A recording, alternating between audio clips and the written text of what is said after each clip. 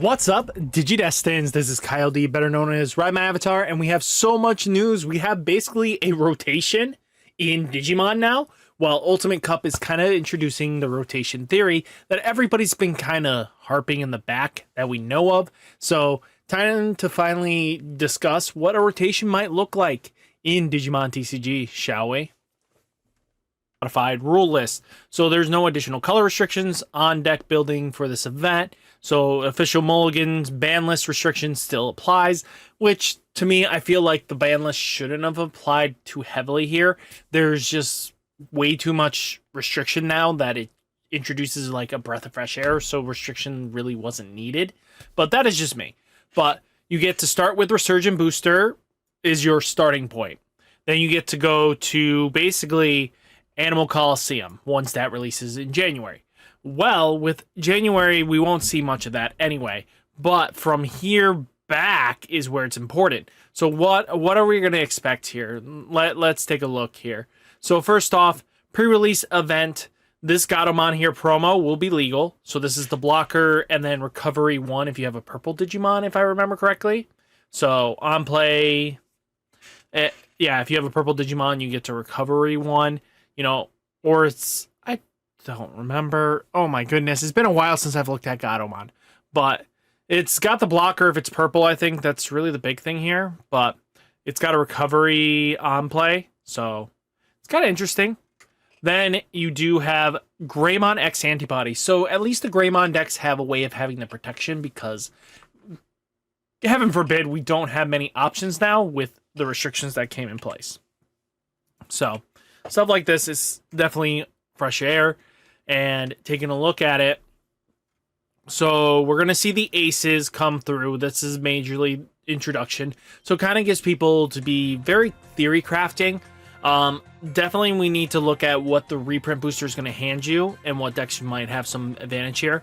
You know, ties, you got Joes, you got Mimis, you got TKs, but you also have the Seeker stuff. I feel like D-Brigade kind of got massively shafted here. They kind of got hurt. There is a few cards in it, but they're still missing some pieces that might make the deck a little bit more beneficial, but we'll see. I think having access to the normal, like, Ultimate Flare and stuff like that might actually make the deck still playable. I have to see what cards were kind of removed and what we kind of can substitute, but we'll have to see. And then you got the Lugamon, Mind Links, you know, the representations. This is the big thing here. You get to play the 3-year anniversary survey pack, which has Shadramon, Nightmon. Nightmon might see some play here. Morpho won't. Shadramon probably won't. But Rust Tyranno Ace, Diaboromon Ace definitely will see some sort of competitive play. I think there are going to be some major vitality boosts in deck building that will actually help focus, because Diaboromon Ace is actually pretty decent. Then, you know, we got trainings and mem boost in the format, so monocolor is gonna actually have some benefit here a little bit more than multicolor, because we don't have enough multicolor splits at the moment in the format. So then here's one big thing for the Imperial Dramon players. You definitely get access to your Imperial Dramon Paladin mode because it is in the set. But that's something to keep a look at. But let's take a look at card list for BT14. Stuff. I think that's what we're going to look at here. Yep. Last ace if it loads. I told you to load. There we go. So definitely Bukamon, Koromon, Tokomon, Tenemon. You know, Agumon deck is going to definitely be something here. The Tyrannomon might see some spicy play because of access, but I think don't sleep on Death Rex, because this is going to introduce very interesting line of play. You know, people were thinking some generic, like they wanted some interesting stuff with Dino Rex here. So, but while your opponent has 1 or more memory, they cannot play Digimon with 6,000 DP or less, and this Digimon gets plus 4,000 DP. So, Dino Rex could introduce a very interesting control list coming forward. So that's something to keep an eye out on. You have like Zudamon Ace, a Stripping Sources deck is definitely going to be one thing we have to keep a watchful eye on. Sadly, Chumon, the Sukamon deck, is kind of just dead in the water right now, because I think Mumsei might actually have some play here. I'm going to be honest with you. I think Mumsay has the most play if you're going to go janky. But Mumsay definitely, with the support it has. Magmon Ace, definitely seeing some value there. Definitely think Rosemon might actually be able to do something in this format. We know Patamon line can do some shenanigans, but Commandramon has 1, 2, 3, 4, 5 cards in main deck so far. Most likely we're going to see Lugamon. You know, that's not, like, the deck is kind of self-contained in the set. I mean, yeah, like, nothing too crazy out of the ordinary here. So let's take a look at Reprint Booster, because I think Gamamon actually has some standing here just by the fact that it has Gamamon Kanos, Beatel Gamamon. You know, its promo version is in here. So there's a few things that it can actually work with. I think it's got some potential. Jellymon, not so much, because Jelly only has a few cards, but maybe a Strip Source with Jellymon might work. Who knows? I think that's a possibility, but we do have some chances here with Kano Wisemon. Definitely has, Gamamon has some decent lines of play here, you know, because it does have its full evolutionary line. It's going to definitely help out. I think it's got some splashes with the Giliahumon, you know, all the good stuff's here, like the Fumamons. You know, Gamamon definitely has a good standing in this format. I really think so. There's no doubt in my mind that Gamamon doesn't have a good standing here. So just keep that in the back of your mind. And Gormon Darabi might actually see some play because the promos are in this set. So stuff like this is going to really be some shakers here. You know, I wasn't expecting too crazy here. You have like Upamon, Cupid, Tenet, you know, Upamon and Cupid. Magnamon, we'll just have to see what removal package, but we could definitely see a future in the format of Setcon coming back. Definitely if the removal package is heavy enough, because Magnamon and Magnamon Ace can definitely do some damage. You got like Shine Greymon, Salamon at least. Yeah, so Setcon's definitely got some of its key pieces in the set. Gabumon's restricted to 1, sadly, which I really think shouldn't have been for this format, but that is just me. Demimera, Upa, and Devi Vmon. Devi Vmon might see some decent play, especially with jamming Vmon back at it. But, you know, you have like Terriermon, Blossomon.